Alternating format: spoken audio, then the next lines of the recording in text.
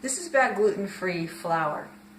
Now, like 15 years ago, gluten-free flour was really, really expensive. So I made my own blend.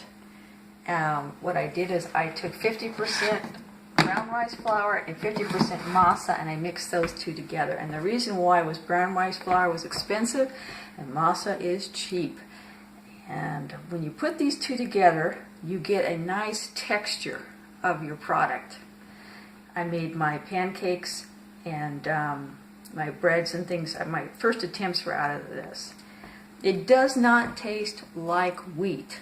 So when I started to make pancakes with yeast in them to make them taste like bread, I added sorghum to it, which I'm out of right now. And it was like 1/3, 1/3, 1/3. That's a really, really nice mix, and it's inexpensive, and you get a flavor that has a wheat-like taste. Okay, now don't be afraid to try your own gluten-free flours. They're expensive. This gluten-free flour right here, this is Pamela's mix for making bread. Very light, very fluffy. I loved it when I first started buying it. Now it doesn't thrill me as much. It doesn't have enough depth to it. Most of your flours are going to have a base of a brown rice or a white rice. There's a difference in the texture. It's just different. These are I don't use white rice hardly at all. I stick with the brown rice. There are some really good gluten-free blends out there. A lot of them will have chickpea flour in it or some sort of a legume flour in it. They're very, very tasty, but if you have a sensitive stomach, that will bother you, so really read your labels. If you're lucky enough that you can handle that, it makes a really, really good cake. Okay, so let's say you're going to blend your own flours. I was going to tell you that they have different uses. Tapioca is just flour, puffy nothing. It makes a light product, and if you read labels of frozen udi, muffins and things, it's a lot of tapioca in it. So if you want a fluffy or white cake or something, add a lot of tapioca to it along with your heavier flours, and you get a nice lift on it. This gives you a denser product. Millet flour, it gives it a nice flavor. Let me smell it here. It has a corny, seedy flavor to it. Coconut has a very strong flavor. It gives a lot of beautiful texture to a product, but you don't want the flavor to overwhelm your product. It's good with, cakes, chocolate, and things like that. You wouldn't probably want to put that in a bread. You don't want a bread to taste like coconut.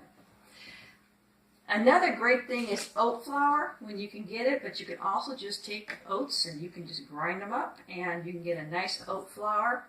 If you're making a bread, it's nice to throw an oat flour in there to get that depth to your bread because, like I say, these things are very light and they just don't have that satisfying depth to it without adding a flavor. So if you're going to make a bread like this, you're going to put the sorghum in it, you can throw in some oat, you can throw in some millet to give it something that represents whole grains.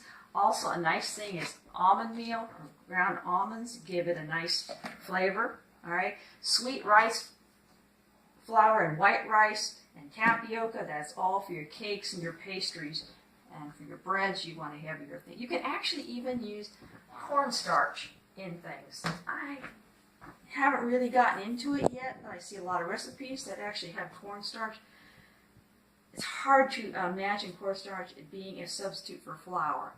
But you certainly can use it in frying things, shrimp or something like that, instead of using to bread. You can bread with cornstarch and fry, and it actually turns out really, really nice.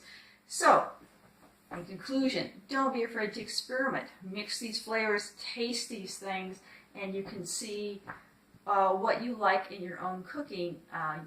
You don't have to go with that pre-packaged flours. Make your flours way cheaper, especially buy tapiocas in bulk. Brown rice flour, you get it when it's on sale. Masa is in bulk. Millet flour can be in bulk. So when you get an opportunity, experiment. Enjoy.